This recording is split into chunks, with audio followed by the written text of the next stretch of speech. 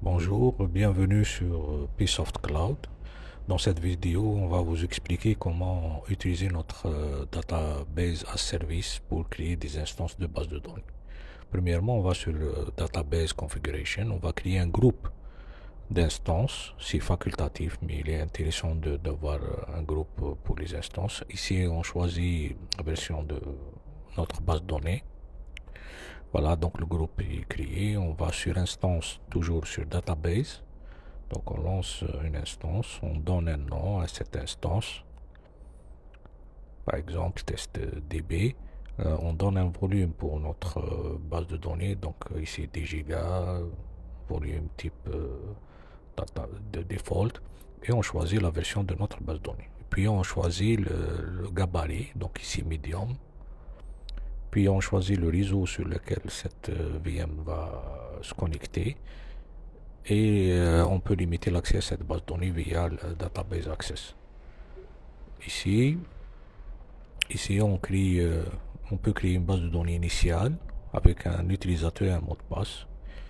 Et enfin, on sélectionne le groupe et on sélectionne une source de données si on a une source de données. Et puis, on peut choisir le nombre de réplicas s'il y a lieu. On lance cette instance et on laisse le programme continue sa création. Voilà, ça peut prendre quelques temps, quelques minutes pour que l'instance soit accessible. Voilà, maintenant la VM est up running, active et healthy. On va quelques commandes ici pour manager cette VM. Voilà, et on a l'adresse IP attribuée à cette VM. On peut cliquer sur test DB pour voir plus d'informations. Par exemple, ici, comment se connecter sur cette base de données. Ici, c'est l'utilisateur qu'on a créé via le formulaire d'initialisation. Et ici, la base de données qu'on a créée via le formulaire. Ici, le log, s'il y a lieu des erreurs. Ici, les paramètres de la base de données qu'on peut, paramètres par défaut, appliquer sur cette base, qu'on peut tuner plus tard. Pour accéder à cette base de données, on va créer une nouvelle instance, mais cette fois sur compute. Donc c'est une instance classique. On va donner un nom à cette VM, test web.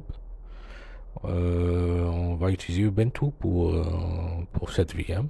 Donc on a une image Ubuntu 22.04 donc, qui sera utilisée pour les tests de connectivité.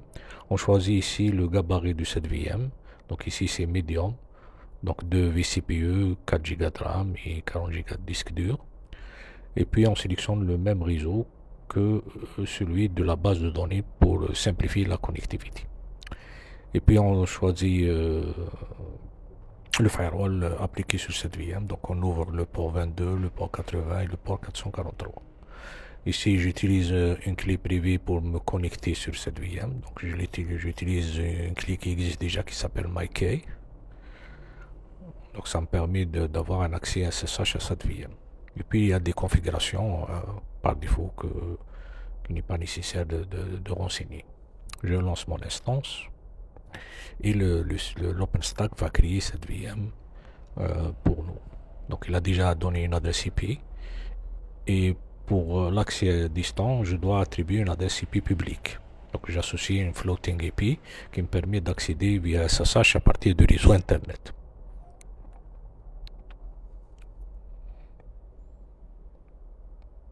Maintenant la machine en phase de création. Voilà, la machine est active.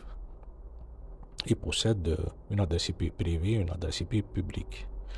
Maintenant, via la console terminale, je vais accéder à cette VM via SSH en utilisant la clé MyKey, les utilisateurs par défaut Ubuntu et l'adresse IP attribuée par OpenStack à cette VM. Donc, il me demande d'accepter le fingerprint. OK, je mets à jour ma machine. Et j'installe le client MariaDB ou MySQL. Voilà, mon système est à jour.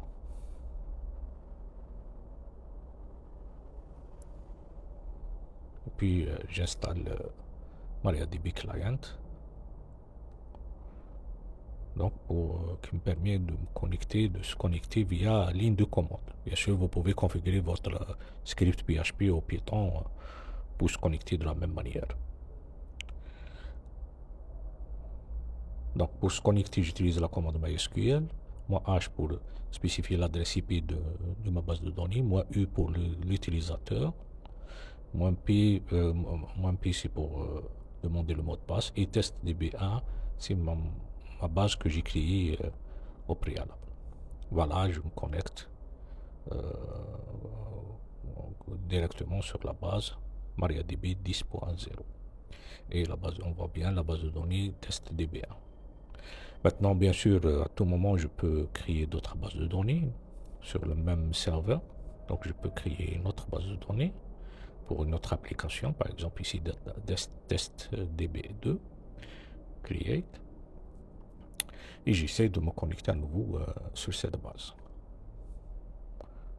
Voilà, j'utilise mon mot de passe que j'ai défini préalable. Maintenant, l'accès n'est pas autorisé sur cette nouvelle base de données. Bien sûr, il faut donner garantir l'accès à cette base. Donc, je vais sur l'utilisateur Manage Access et je donne l'accès à cette base en cliquant sur le bouton Grant Access. Maintenant, si je fais le test, je me connecte. Voilà, je me connecte sur la deuxième base de données. Voilà comment utiliser notre service Database as a Service. Je vous remercie pour votre attention et pour une prochaine vidéo.